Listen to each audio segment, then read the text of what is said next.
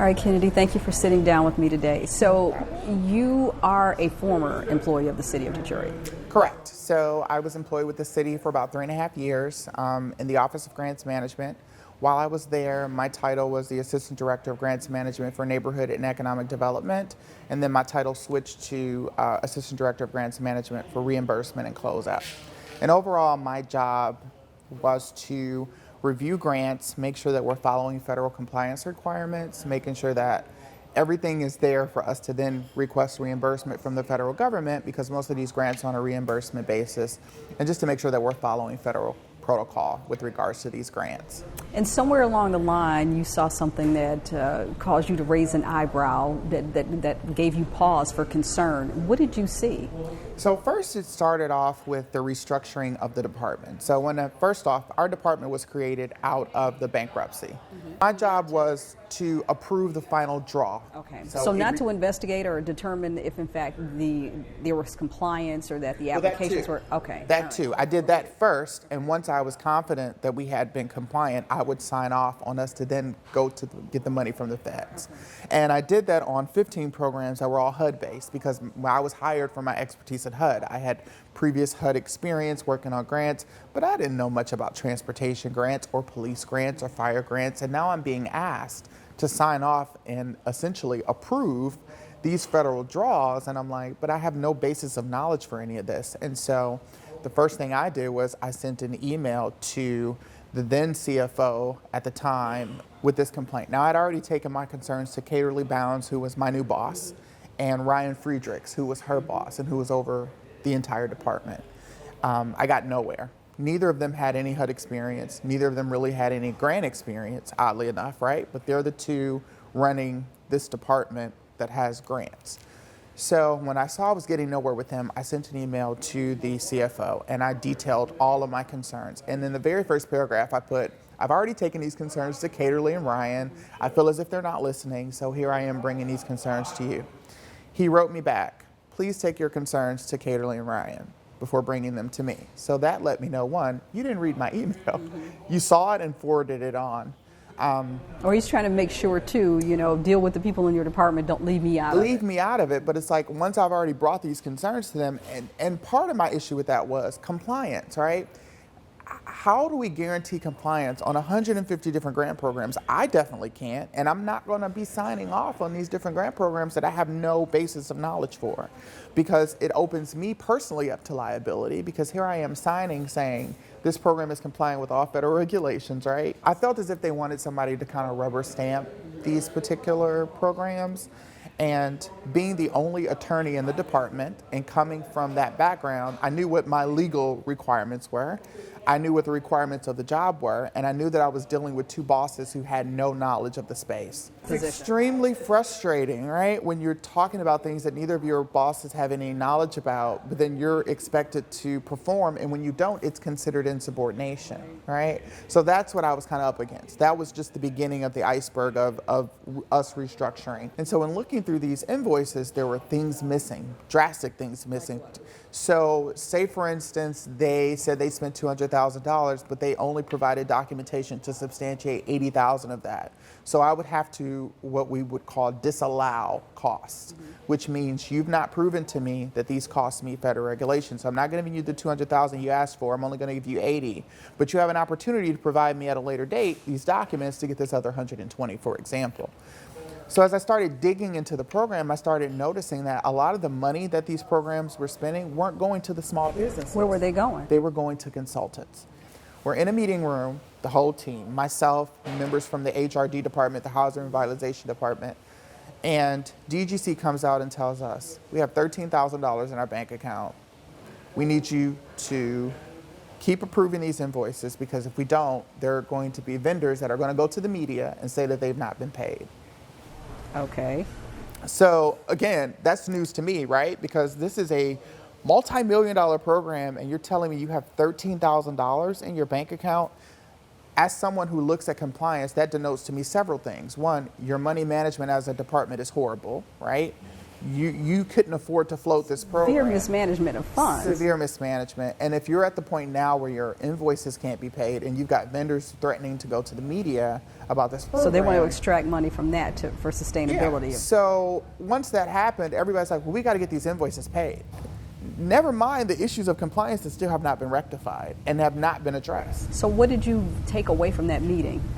I took away from that meeting that it was more important that the program show good faith, or that the program appeared to be ongoing versus actually addressing the compliance issues. So did you approve the invoices thereafter? You did not. I did not. What did your superior say? So at that particular point, I did not approve the invoices. I sent a very long email about why I would not approve the invoices. And the response was? And the response was, I was being insubordinate. They're penalizing you for doing the job that they brought you in to do. That they brought me in to do, and because I'm not rubber stamping this, right, it's insubordination. So after that, Caterly signed off on it, and roughly about a month after that, I was suspended and terminated. Okay, but we're missing something else that you saw, that you are also now a whistleblower on it, and that is the Make Your Date program. Correct. Tell me a little bit about that. So Make Your Date is another program that is funded by the city of Detroit. It is a program designed for women who have at risk for birth defects for their children. Great program, overall good program. During this time that this was going on was the Make Your Date concern. And so a lot of the funding dealing with Make Your Date came from private donations and private funders, but that's all within our department. So I'm watching the news one day, because apparently this had kind of become an issue. I believe Robert Carmack had brought to the forefront that the mayor was having some sort of defined at the time relationship outside of his Exactly. The city denied that it was anything, and the mayor wouldn't comment on the nature, but Bob Carmack said it was an affair at the time and had video and these things. And so when people started to dig into her background, they realized that she ran the Make Your Date program. And so, of course, here we are as a city fundraising for this Make Your Date program. And so I'm watching a news conference where this has kind of come. Now, is fundraising for a program such as that, is that permissible by the city when most of the donations were? It's permissible, but it's rare. Okay. So usually the city fundraises on behalf of city departments. We don't usually fundraise on behalf of separate nonprofit organizations. So you're matching these two things together, and you do what? And so I'm looking at this, and I'm seeing Alexis Wiley at the time on the news. We've never raised money for Make Your Date. And I'm like, I've been in meetings where we talked about raising the money for Make Your Date. So of course, around the office is the water cooler. Like, did you guys see the session?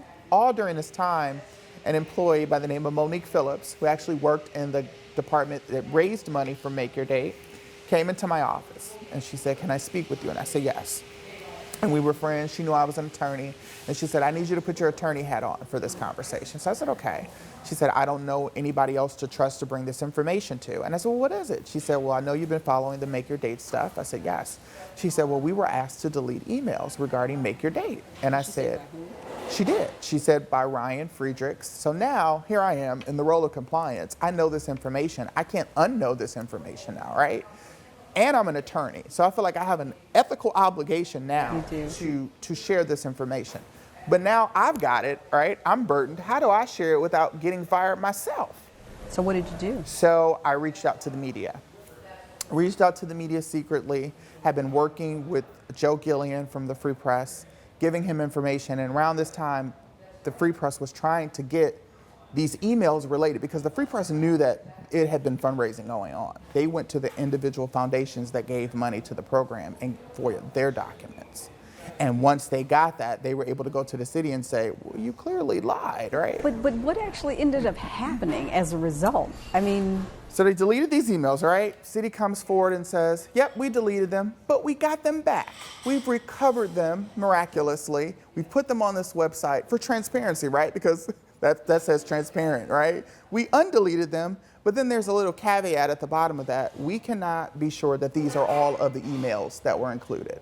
There's a little asterisk. So you tell us these are all emails, but you can't confirm that, in fact, they are. For context, this isn't 1 or 2 pages of emails. It's over 200 pages of emails. And these aren't emails with a plethora of different topics. They were all related to Make Your Date. But you talked about, too, that, given the situation that the city had gone through with text messaging under the Kilpatrick administration, that everybody you would have expected them to be a little more conscientious. Absolutely. Have a little more integrity in terms of what they were doing and how they were doing, what they were asking for. And I guess I'm trying to figure out if this isn't something that they were supposed to be doing or something that they would deny, who would be dumb enough to put it in an email? Who would be dumb enough to put it in an email, right? And I think once they figured out they were dumb enough to put it in an email, they're like, we've got to delete these emails. So what did you decide to do to protect yourself thereafter? Now you're out of a job. Right. So at this point, I'm out of a job, right? I had to cash in my 401k because I had no money to live on, right? I went from making over 6 figures a year to zero, right? And not only that, but now I'm on the mayor's shit list, pardon my French, right? So every job I apply for in the city, I'm blacklisted, right? Because most nonprofits, which is most of my previous work experience, get money from the city. So it's like, as a director of a nonprofit, and you know this person's on the mayor's shit list, you're not gonna hire me. And what do you want to see as a resident of the city of Detroit? You talked about corruption and just seeing how things were mismanaged or not handled the way that it could, and what it meant to you as a resident. What would you like to see, or what are you asking for in the outcome of this lawsuit? Well, one, I feel like with the city, the only thing that they recognize are lawsuits. That's the only way to kind of get anything changed, sadly enough, and it's unfortunate, right? Because when the city's OIG comes to the mayor and says, you need to change this, right? You need to discipline these employees, you need to do this, and the mayor does none of that. So it's probably safe to assume that this is still going on. Absolutely. So the only way I can make an impact or suggest some change is if it hits the city in its pockets. Right? And that's legitimately the only way that you can create this change.